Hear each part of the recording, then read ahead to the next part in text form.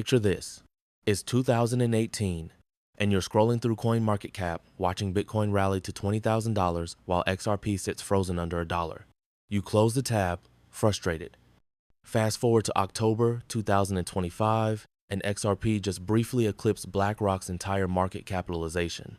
What in the world happened during those 7 years? Because the answer might reveal the biggest infrastructure play in financial history, one that's been hiding in plain sight while everyone chased dog coins and NFT profile pictures. Let me take you inside a conference room in Bhutan, yes, the tiny Himalayan kingdom famous for measuring gross national happiness instead of GDP. Between 2021 and 2024, the Royal Monetary Authority of Bhutan wasn't just meditating on mountain peaks. They were running a live central bank digital currency pilot using the XRP ledger, processing $25 million in monthly transactions, and aiming to onboard 85% of the entire population into digital finance. This wasn't some theoretical white paper experiment. 20,000 citizens were transacting digital Ingultrum across 6 retail corridors in real time, testing wholesale settlement, cross-border payments, and retail distribution simultaneously. Now here's where it gets interesting. Around the same time, Montenegro's central bank published a technical white paper explicitly recommending evaluation of publicly available tokens for bridging liquidity and cited XRP's merchant testing in Southeast Europe by name.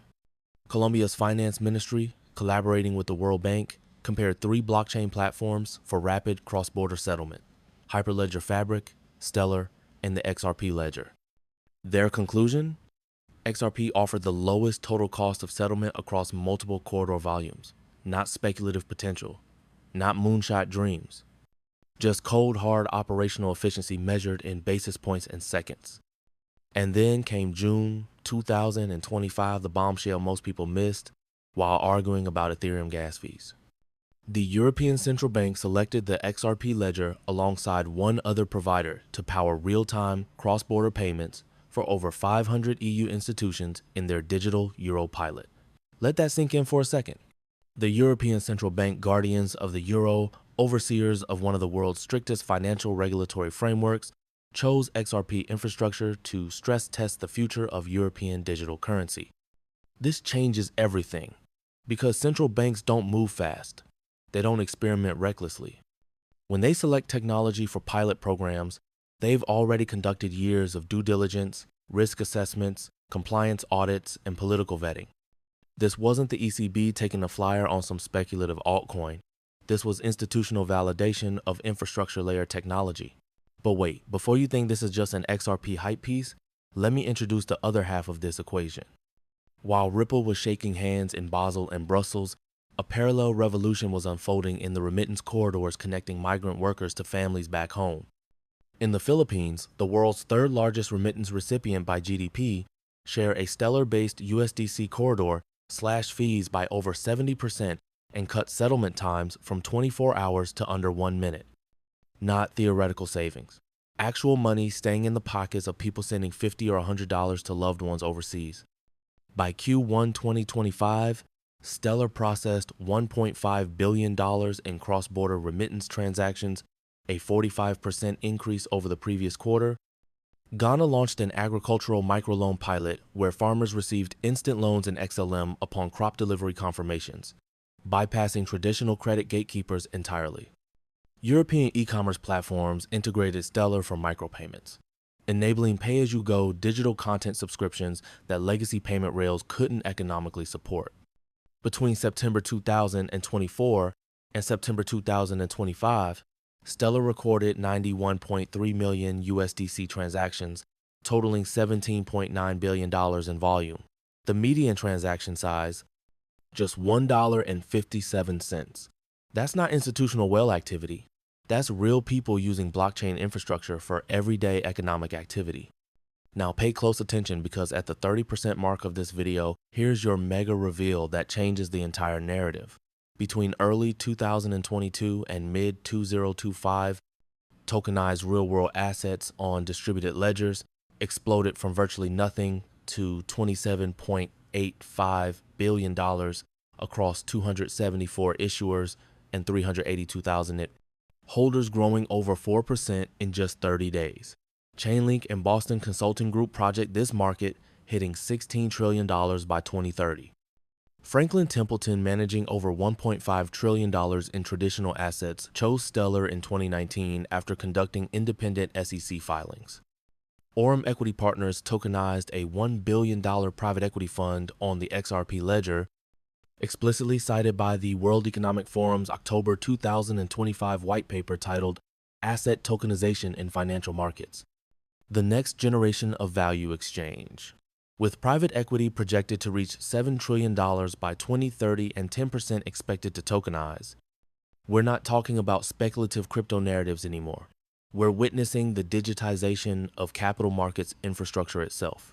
Let me break it down with a real-world example that crystallizes this entire thesis.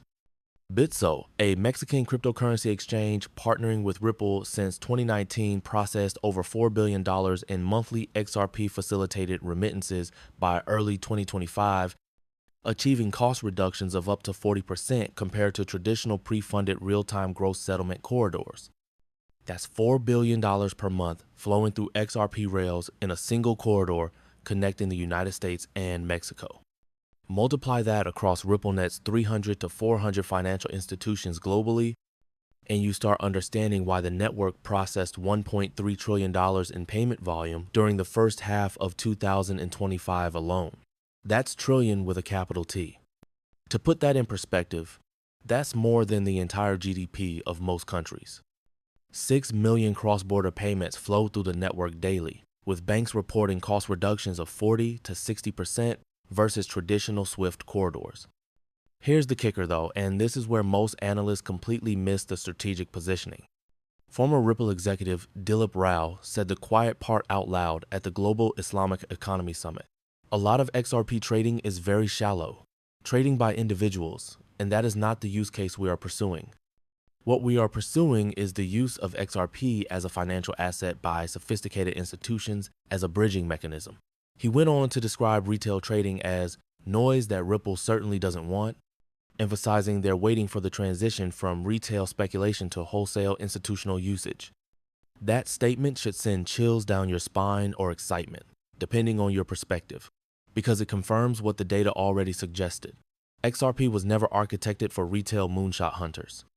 It was designed as institutional-grade liquidity infrastructure disguised as a cryptocurrency.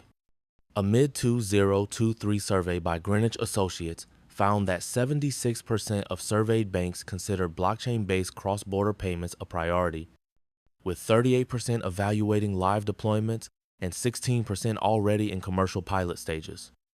Within these cohorts, RippleNet was cited as the leading service by institutional clients due to its live on-demand liquidity corridors spanning Australia, Philippines, UK-EU, and US-Mexico routes. And you guys, I have a special trick for you which nobody seems to be using, and I cannot wrap my head around why.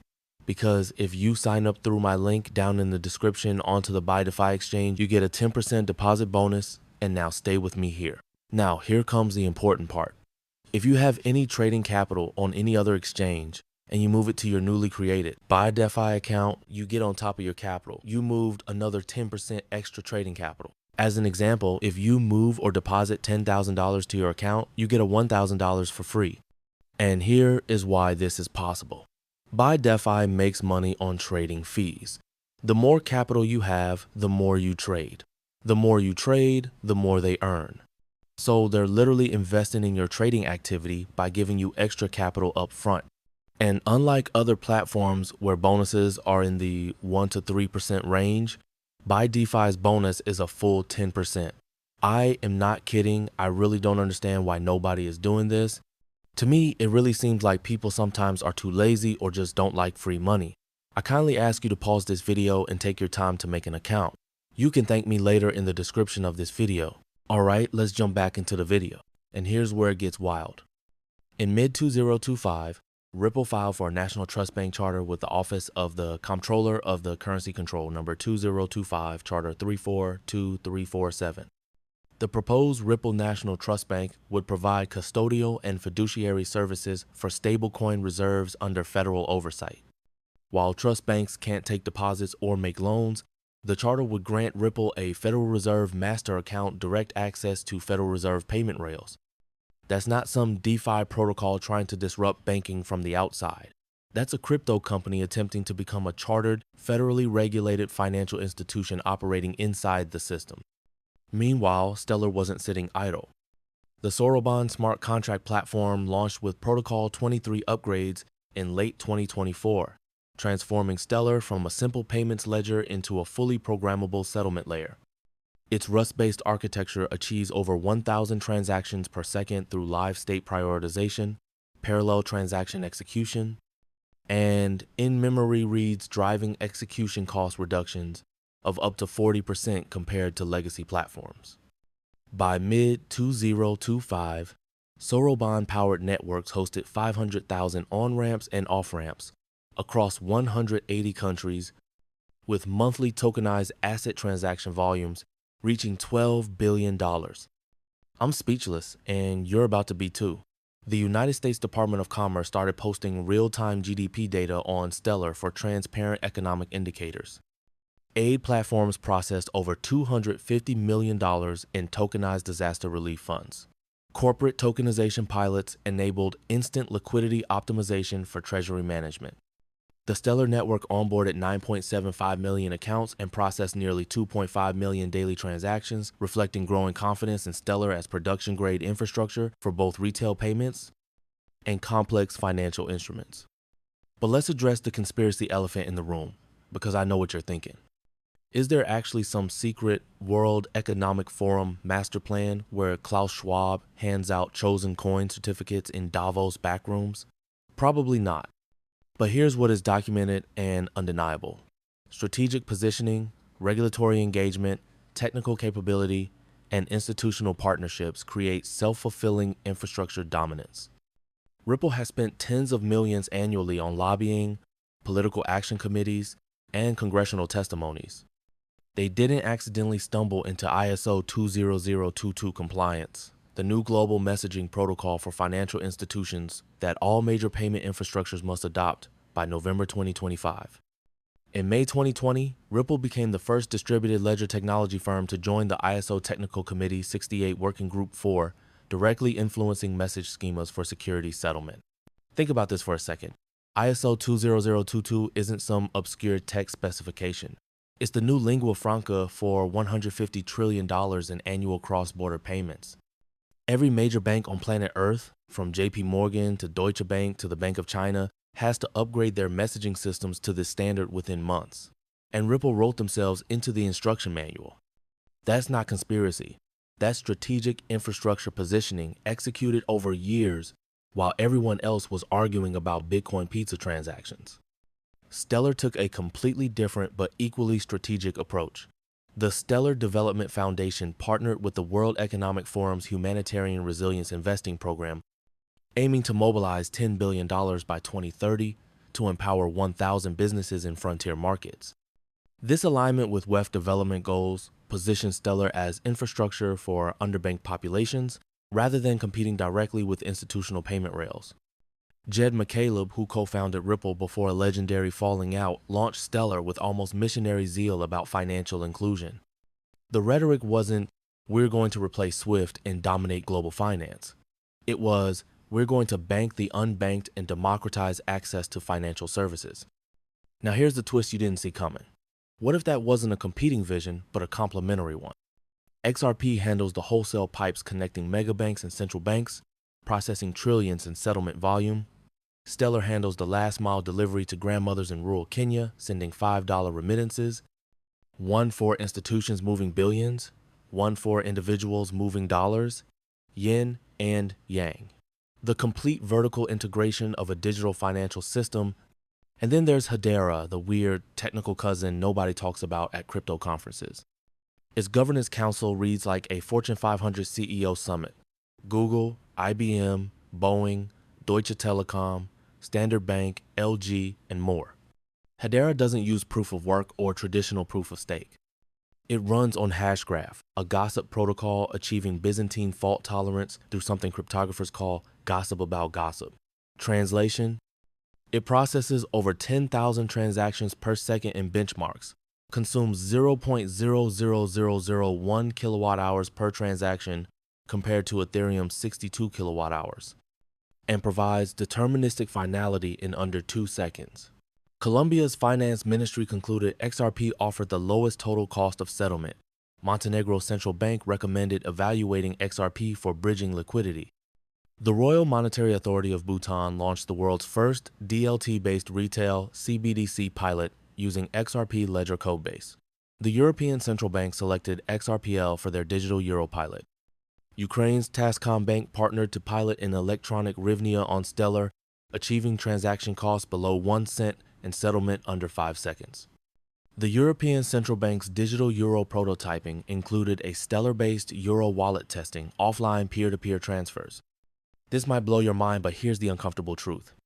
Whether this represents deliberate World Economic Forum orchestration or just savvy business strategy executed by 3 different companies doesn't actually matter. The practical effect is identical. As 2030 approaches, XRP, Stellar, and Hedera are positioned through documented partnerships, live pilot programs, and regulatory clarity to capture outsized portions of the digital finance infrastructure market. SWIFT still processes 44.8 million messages daily across 11,000 institutions in 200 countries. But SWIFT usage in cross-border B2B payments declined 6.8% in 2025. That decline is going somewhere. And RippleNet's ISO 20022 compliance, combined with third-party integrations through ACI, Worldwide, Finastra, Temenos, Volante, and CGI, means XRP can slot into existing banking infrastructure without requiring rip and replace system overhauls. Banks don't want revolution. They want evolution with backward compatibility. So here's the bottom line. XRP processed $1.3 trillion in the first half of 2025 through 300 to 400 financial institutions. Stellar facilitated $17.9 billion in USDC transactions across 91 million transfers. Hedera's standard banknote alone processed $2.1 billion in trade finance. The European Central Bank selected XRP Ledger for digital euro pilots. Ripple filed for a national trust bank charter seeking Federal Reserve master account access. Franklin Templeton, with $1.5 trillion in assets under management, chose Stellar infrastructure. The World Economic Forum published case studies specifically highlighting XRP tokenization of private equity and Hedera's carbon credit applications. These aren't moonshot promises. These aren't white papers promising revolutionary disruption. These are production-scale infrastructure deployments processing billions and trillions in real transaction volume under regulatory supervision by central banks, Fortune 500 corporations, and government agencies. Whether you call it conspiracy, coordination, or just capitalism, 3 networks have positioned themselves at the intersection of regulatory compliance, technical capability, and institutional adoption at precisely the moment global finance is digitizing. By 2030, most people won't know what blockchain their bank uses to settle payments, just like you don't know what server infrastructure processes your email. But behind the scenes, the rails will be there, invisible, essential, operational. And if Ripple, Stellar, and Hedera are sitting on those rails when the switch flips, that's not conspiracy theory, that's infrastructure reality. If you want to stay ahead of these institutional moves, the central bank pilots, the Fortune 500 partnerships, the regulatory milestones happening while everyone else obsesses over Solana meme coins, smash that subscribe button and turn on notifications. Drop a comment telling me which of these 3 networks you think is genuinely positioned for institutional dominance by 2030, or if you think this entire narrative is just elaborate hopium. Either way, let's keep this conversation going, because whether fact or speculation, these infrastructure plays are shaping how money itself will move by the end of this decade. Now crush that like button, and I'll catch you in the next deep dive where we'll explore whether stablecoins or CBDCs will ultimately dominate the digital payments landscape. Stay curious.